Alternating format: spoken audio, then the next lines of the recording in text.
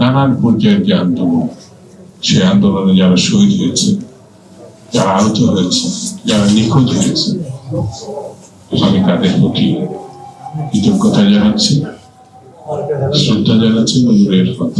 এই আন্দোলন যেটা হচ্ছিল, এটা জুলাই আন্দোলন, আগস্ট আন্দোলন, এটা পরিসমাপ্তি হয়েছে এই সময়টা। কিন্তু আন্দোলন তো 15-16 বছরের। হাসিনা তাড়ানোর আন্দোলন, স্বৈরাচার তাড়ানোর আন্দোলন, দেশ রক্ষার আন্দোলন, এটা তো দীর্ঘ আন্দোলন। সেই শুধু জুলাই আগস্টকে যারা আমরা স্মরণ করছি, আমাদের অতীতকে আমরা অস্বীকার করছি। সেই জন্য জুলাই আগস্টকে আমাদের স্মরণ করবো আমাদের মর্যাদার জন্য, আমাদের ঐক্যবদ্ধ জাতি গঠনের জন্য, আমাদের দেশকে পুনর্গঠনের জন্য। এটি এমন একটা জিনিস, এই জিনিস যাতে কখনো বিতর্কে আমরা না নিয়ে যাই। এখানে যারা ছিল সবাই জাতীয় বীর, সবাই রক্ত দিয়েছে জাতিকে মুক্ত করার জন্য। সেটি সেই সময় যে দলে করে থাকুক না কেন, বিএনপি বা অন্যান্য, কেউ কিন্তু ব্যানার নিয়ে সেখানে যায় না। লক্ষ্য করবেন, এই জাতীয় আন্দোলনটা কেউ ব্যানার নিয়ে যায় না। এখানে কিশোর, তরুণ, বয়স্ক সবাই কিন্তু লড়াই করেছেন একটা জাতীয় মুক্তির জন্য।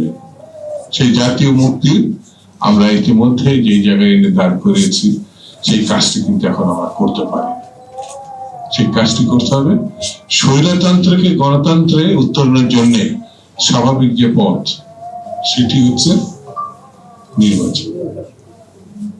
এই নির্বাচনটা যতক্ষণ পর্যন্ত আমরা না করতে পারবো, ততক্ষণ বুঝতে হবে শহীদদের প্রতি আমরা কিন্তু সেই সমাপ্তির দিকে নিয়ে যেতে পারছি না কাজে। তারা একটা জীবন দিয়েছে কিসের জন্য? গণতান্ত্রিক বাংলাদেশের জন্য, মানুষের অধিকারের জন্য।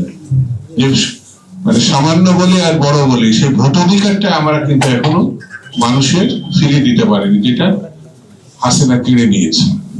সেই কেড়ে নেওয়া ভোটাধিকারটা ফিরিয়ে দিতে হবে। ফিরিয়ে দিলে তারা যে পছন্দের প্রার্থীকে বা দলকে, মার্কাকে জিতাবে, তার মধ্য দিয়ে আমরা একটি জাতীয় সরকার গঠন করতে পারবো। সেই সরকার যতক্ষণ পর্যন্ত আমরা করতে না পারবো, ততক্ষণ পর্যন্ত শহীদদের প্রতি যত যত মর্যাদা আমরা দিতে পেরেছি, এটা কিন্তু বলা যাবে। তাদেরকে যদি মর্যাদা দিতে হয়, সম্মান জানাতে হয়, তাদের আত্মার কথাটা যদি আমরা শুনতে চাই, তাহলে এখানে একটি গণতান্ত্রিক সরকার প্রতিষ্ঠা করতে হয়।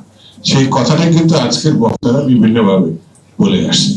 পিয়ারের কথা এই জন্য বলছে না, যারা নির্বাচন ভয় পায়, যারা কোনো না কোনো অন্ধকারের শক্তিকে পুনর্বাসন করতে চায়, মানে আওয়ামী লীগকে পুনর্বাসন করতে চায়, কায়দা কানুন তারা দোষ দেয় পিয়ার। আমার কাছে মনে হয় পিয়ারটা এখন যথেষ্ট না।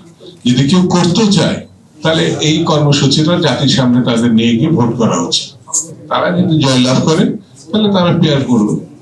কিন্তু বিএনপির ঘাড়ে চেপে বা অন্য কোনো সরকারের ঘাড়ে চেপে এই দুষ্কর্ম করা ঠিক হবে, এর প্রতি জাতির কোনো সমর্থন নাই।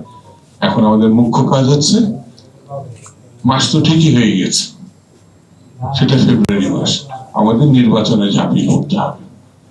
বসে থাকলে হবে না। যারা প্রতিক্রিয়ার শক্তি, যারা অন্ধকারের শক্তি, যারা ষড়যন্ত্রের শক্তি, তারা নির্বাচনকে ঠেকাতে চায়। আর আমাদের উচিত হচ্ছে যে যেখানে যেভাবে আছি, নির্বাচনের সপক্ষে আমরা নেমে পড়ব। এর মধ্য দিয়ে কিন্তু শহীদদের প্রতি শ্রদ্ধা জানানো সম্ভব বলে আমি মনে করি।